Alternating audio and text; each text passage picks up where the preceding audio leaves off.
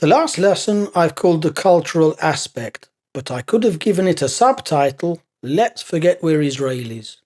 And what do I mean? We should always be polite. We should always use polite forms. We should always use passive forms. What we're trying to do is to avoid conflict at all cost. Remember that in Asia, what plays a big part in Asian business is harmony between the parties and not conflict. So first of all of your mails should be polite and use indirect and polite vocabulary and grammar. The other thing I'd like you to bear in mind is that as part of the Asian culture, the word no is something that they have difficulty in telling you.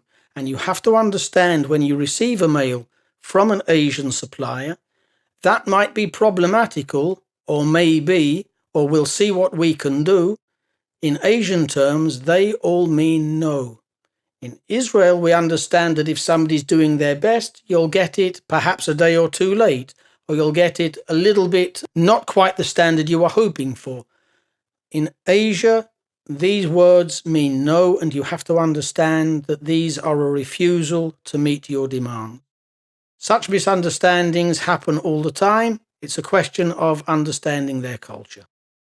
So, if I can summarize the chapter, we looked at some useful business vocabulary for import and export.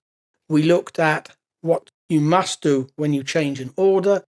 And here we've talked a little bit about the cultural aspect of mails and trying to understand that in Asia, maybe is actually a no.